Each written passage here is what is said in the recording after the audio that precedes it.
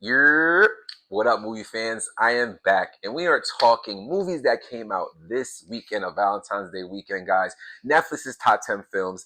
The man, you know his name, Tyler Perry's newest film, Joe's College Road Trip.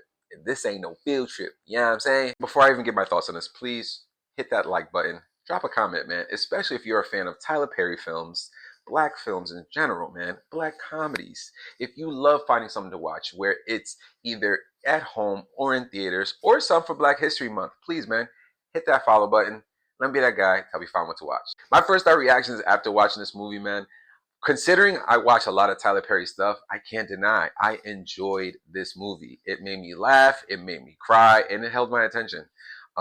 Now, do I think this is a perfect movie? No. Do I think this is going to be a movie for everyone under the umbrella that likes comedy? No. I could see where someone might love this movie and someone might hate this movie. Give like a decent summary of this plot, man. We got a family road trip with Joe and Tyler Perry's character's son. Which was very interesting in my opinion. Very interesting choice.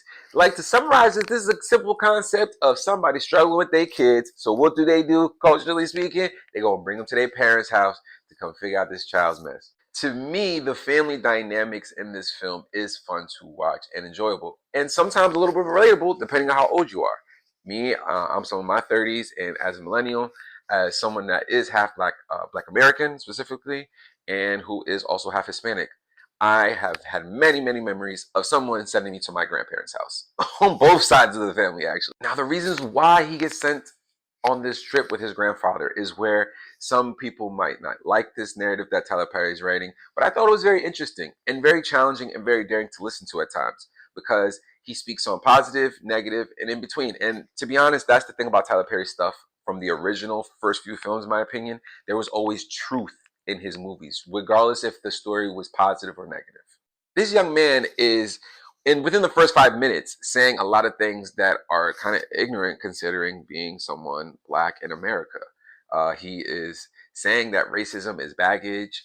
He doesn't want to go to a HBCU school, and that's why he sends him with his grandfather, because the dad feels that, yes, I gave him opportunities, but there was still something missing that I went wrong about. He does not know himself, which I thought was a great type of point.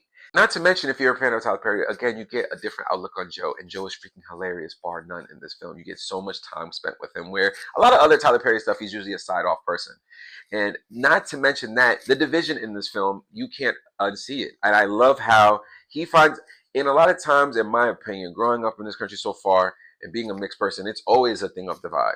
And especially today, divide is everywhere in our society, specifically with age. And he found a way to bring Gen Z, not only millennials, and the people before millennials, all the way down to the Gen X, you'll correct me if I'm wrong.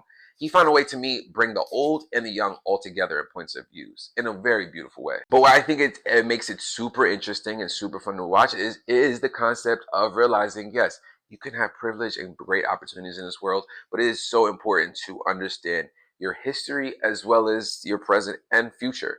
And that was beautifully done in this film. In my opinion, it kind of is something similar to Sinners in the context of always understanding the history of this black film.